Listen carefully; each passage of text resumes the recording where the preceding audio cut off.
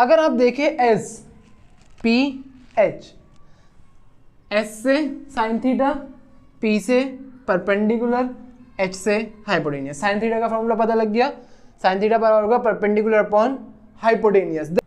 अस्सलामुअलैकुम, today is our another lecture of first year physics chapter 2 और आज हम देखेंगे resolution of vector. Resolution of vector आपके पास एक ऐसा मेथड है जिसमें हम एक वेक्टर को डिफरेंट वेक्टर्स में ब्रेक कर देते हैं और उस प्रोसेस को हम बोलते हैं स्प्लिटिंग ऑफ वेक्टर। तो रेजोल्यूशन ऑफ वेक्टर क्या है? Splitting of vector means vector को ब्रेक कर रहे हैं कुछ नए वेक्टर्स में जिसे हम बोलते हैं रेक्टेंगुलर कंपोनेंट्स। तो इसे समझने से पहले आपको कुछ चीज़ें ट्राइंगल के बारे में समझनी होंगी कि लेट्स सपोज हमारे पास एक ट्राइंगल है ये, और सेम ऐसा ही एक ट्राइंगल हमारे पास और है, और यहाँ पे थीटा बन रहा है कुछ ना कुछ, और यहाँ पे भी एक थीटा बन रहा है। अब आपने इसमें बताना है कि आपकी बेस साइड कौन सी है, परपेंडिकुलर कौन सी है और हाइपोटेनियस साइड कौन सी है। अगर हम यहाँ पे आते हैं, बहुत आसान है कि ये साइड बेस होगी, ये साइड परपेंडिकुलर और ये साइड हाइपोटेनियस होगी। लेकिन अगर हम यहाँ पे आते हैं, यहाँ पे आपके पास ये साइड अब बेस नहीं होगी बल्कि ये वाली साइड बेस होगी और ये साइड परपेंडिकुलर और लास्ट साइड हाइपोटेनियस होगी। हाइपोटेनियस तो देखिए यहाँ पे सेम है, लेकिन बेस और परपेंडिकुलर में थोड़ा डिफरेंस आ रहा है आपके पास कि यहाँ ये परपेंडिकुलर है, यहाँ पे ये बेस है। तो इससे कैसे समझना है कि हमें पता कैसे लगेगा कि बेस कौन सी साइड है और परपेंडिकुलर कौन सी साइड है? इसको आपने इस तरह से देखना है कि हर ट्राइंगल में वो वाली साइड जहाँ पे एंगल जिस साइड के साथ बन रहा हो और दूसरा 90 डिग्री भी बने, वो साइड बेस साइड होगी। किस तरह से? देखिए यहाँ पे थीटा एंगल बन रहा है, दूसरा इसी साइड के साथ यहाँ पे 90 डिग्री एंगल भी बन रहा है, तो जिस साइड के साथ एंगल और 90 डिग्री बनेगा वो बेस साइड होगी। इसी तरह यहाँ पे देखें, थीटा यहाँ इस साइड के साथ बन रहा है, दो साइड्स के साथ बन रहा है, इस साइड के साथ भी बन रहा है। इसी तरह 90 यहाँ बन रहा है, तो किस साइड के साथ एंगल और 90 दोनों है, ये वाली साइड के साथ, तो ये साइड आपके पास बेस साइड है। देन थीटा के जो सामने वाली साइड होगी, दो साइड्स के साथ थीटा बन रहा है, जो थर्ड साइड होगी फ्रंट वाली वो परपेंडिकुलर होगी। जैसे यहाँ पे देखिए थीटा इन दो साइड्स के बीच में बन रहा है, थीटा के सामने वाली साइड परपेंडिकुलर होगी। इसी तरह यहाँ पे थीटा के सामने वाली साइड परपेंडिकुलर होगी। जो रिमेनिंग सबसे लॉन्ग साइड होती है वो हमेशा हाइपोटेनियस होती है, उसमें तो कोई कंफ्यूजन होनी ही नहीं चाहिए। अब इन दोनों ट्राइंगल्स के या कोई भी एक ट्राइंगल लेने, इसके हवाले से आपने कुछ फॉर्मूले पढ़े थे, जिसमें का पहला फॉर्मूला था कि कॉस थीटा बराबर होता है base divided by hypotenuse. Then second one आपने पढ़ा था sine theta equals to perpendicular divided by hypotenuse, और लास्ट वन टेन थीटा का फॉर्मूला होता है, क्या होता था? Perpendicular upon base. आपने ये तीन फॉर्मूले लाजमी याद रखने अगर आपको ये टॉपिक समझना है। इन तीन फॉर्मूलों को याद रखे बगैर ये टॉपिक समझ में नहीं आएगा। अब अक्सर ये होता है कि ये फॉर्मूले हम भूल जाते हैं। इन फॉर्मूलों को याद रखने के लिए आपको एक सेंटेंस याद रखना होगा, जो सेंटेंस आपके पास है, some people have curly brown hairs till painted black. अगर आपको ये सेंटेंस याद हो जाता है मीन्स आपने ये तीनों फॉर्मूले याद कर लिए। किस तरह से?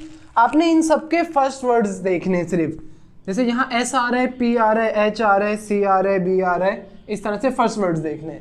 अगर आप देखें एस पी एच, एस से साइन थीटा, पी से परपेंडिकुलर, एच से हाइपोटेनियस। साइन थीटा का फॉर्मूला पता लग गया, साइन थीटा बराबर होगा परपेंडिकुलर अपॉन हाइपोटेनियस। देन करली सी बी और एच, सी से क्या आ रहा है? कॉस थीटा, बी से बेस और एच से हाइपोटेनियस।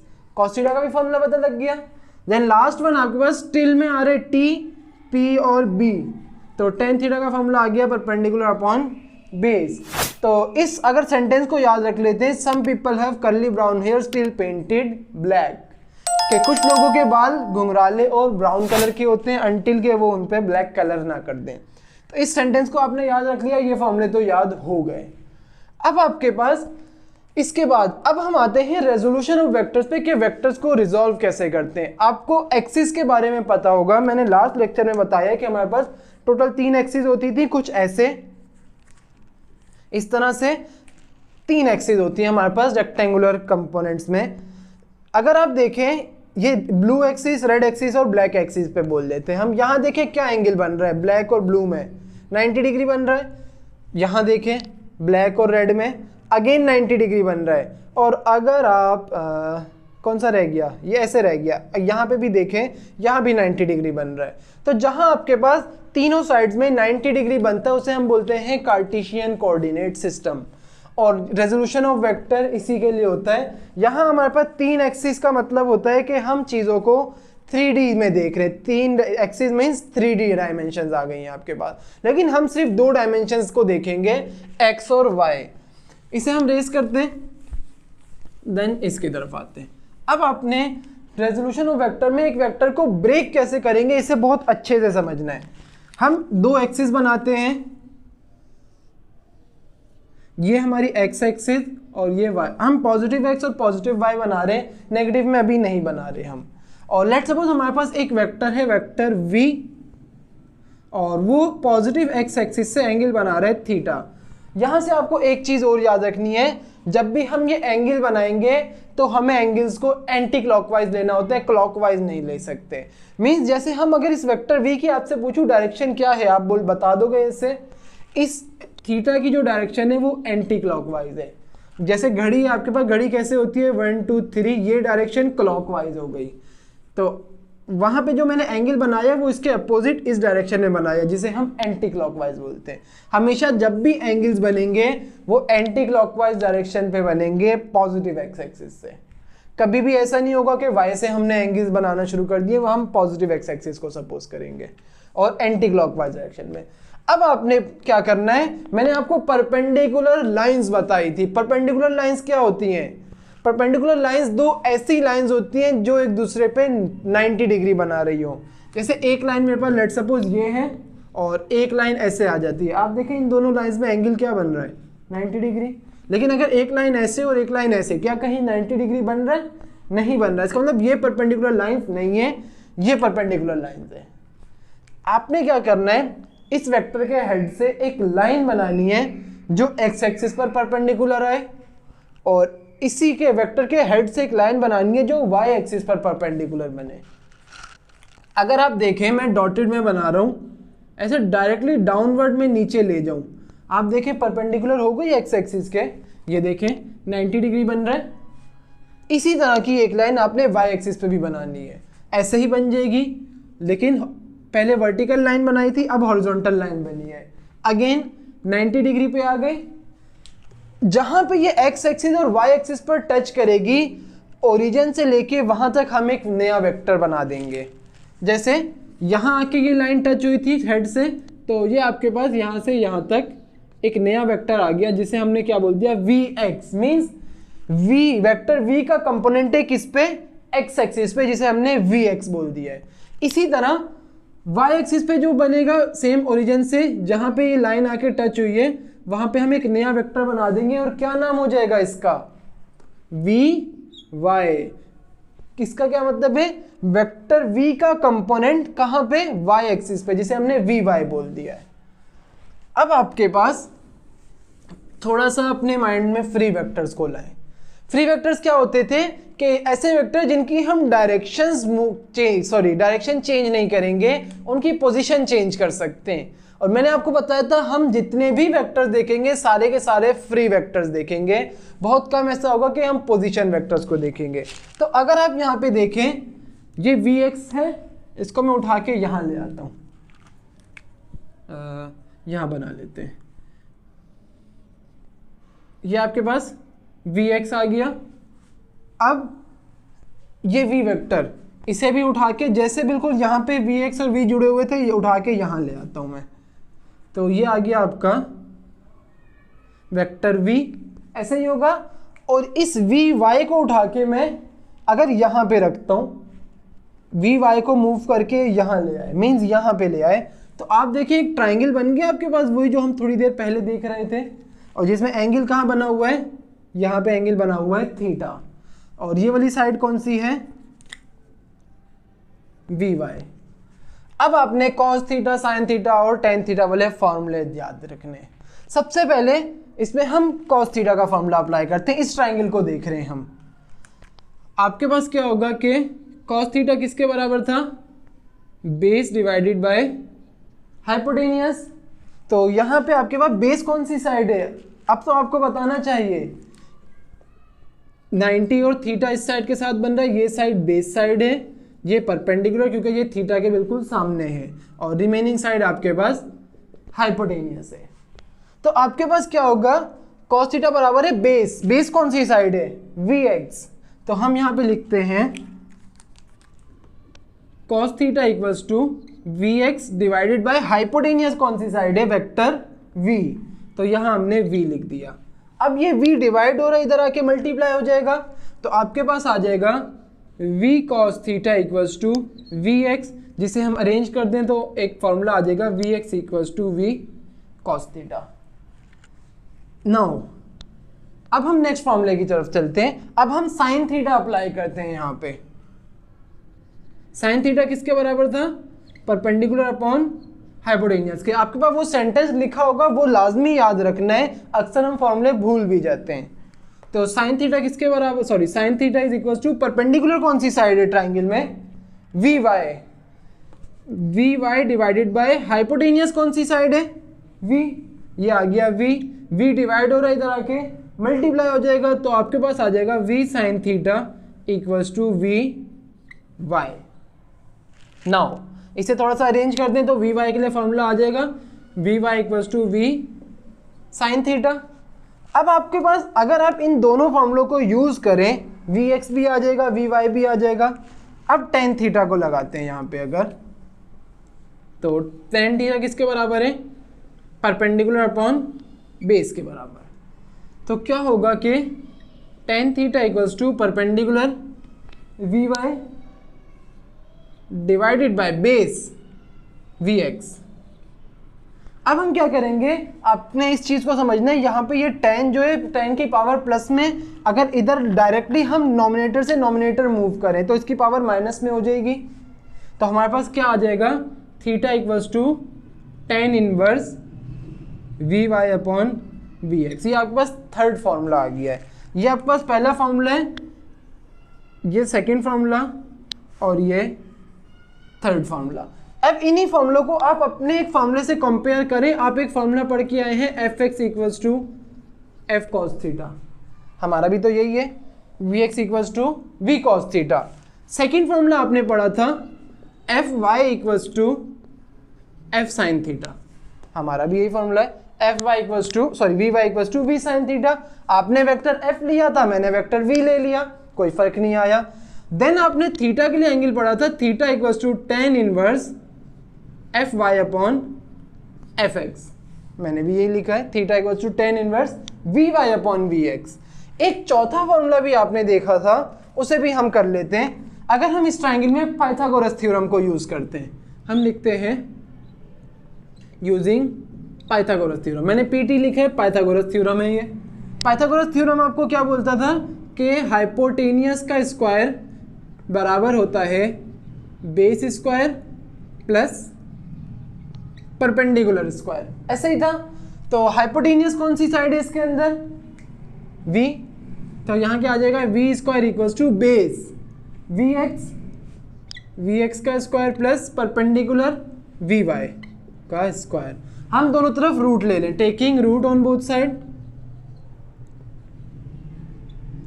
तो आपके पास वी स्क्वायर का root equals to under root V X square plus V Y square. यहाँ पे स्क्वायर से रूट कैंसिल हो जाएगा, तो v equals to under root V X square plus V Y square. आपको यहाँ से ये भी आप इस तरह से फॉर्मूला पढ़ के आए थे, f equals to under root F X square plus F Y square. तो वही सारे फॉर्मूले जो आप पहले पढ़ के आ चुके, बस यहाँ हमने v लगा दिया है। हम f भी लगा सकते हैं, a b c कुछ भी लगा सकते हैं, हमारी मर्जी होती है। आपकी बुक में v लिया हुआ था इसलिए मैंने v से सॉल्व कर दिया। अब ये सब कुछ समझने के बाद मैं आपको एक बहुत डेंजर बात बताता हूँ कि ये जो फॉर्मूले हैं ये फॉर्मूले 100% सही नहीं है। अगर मैं आपको बोलूँ कि Vx का फॉर्मूला ये है, Vx equals to V sine theta, क्या आप कभी यकीन करोगे? कभी भी नहीं करोगे। लेकिन आपके पास कुछ केसेस ऐसे आते हैं जिसके अंदर वो फॉर्मूला भी आता है, तो आपने हमेशा यहाँ पे देखना है, आपने ये फॉर्मूले याद नहीं रखने। आसान सी बात, आपने क्या करना है, आप इस तरह से याद रखें, हमेशा बेस के साथ हमेशा कॉस थीटा लगेगा, बेस के साथ, परपेंडिकुलर के साथ हमेशा साइन थीटा लगेगा। बस इतना याद रखना है। ये फॉर्मूला और ये फॉर्मूला कांस्टेंट रहेंगे। ये फॉर्मूले चेंज हो सकते हैं। किस तरह से चेंज हो सकते हैं? अगर मैं आपको यहाँ पे एक छोटी सी डायग्राम और बनाते हैं इसी बोर्ड पे।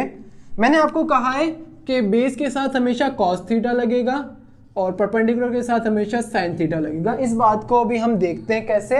एक नया ट्रायंगल अगर मैं बिल्कुल सेम ऐसा बनाऊं, ऐसा ट्रायंगल बना रहा हूं एग्जैक्ट सेम,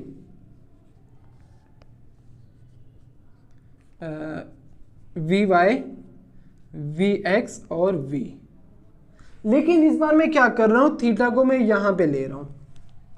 तो इसमें बेस कौन सी साइड हो गई? यहां 90 बन रहा है। अब ये वाली साइड बेस हो गई, ये वाली साइड थीटा के सामने वाली साइड कौन सी होती है? परपेंडिकुलर। और लास्ट वाली साइड हमारे पास हाइपोटेनियस आ जाएगी।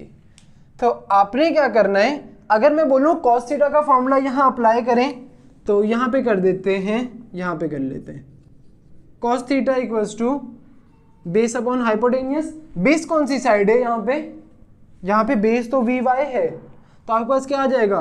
Cos theta equals to V Y divided by hypotenuse V divide हो रहा है, इधर आके मल्टीप्लाई हो जाएगा। V cos theta equals to V Y, और वी वाई के लिए क्या फॉर्मूला आ गया? V Y equals to V cos theta.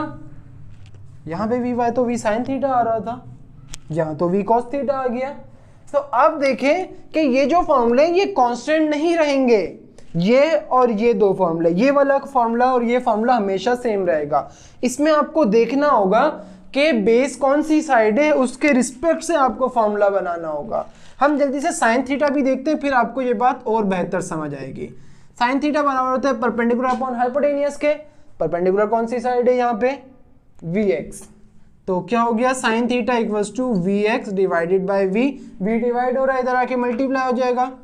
We sine theta equals to V X, और वी एक्स बराबर हो गया वी साइन थीटा। तो ये क्या हो रहा है?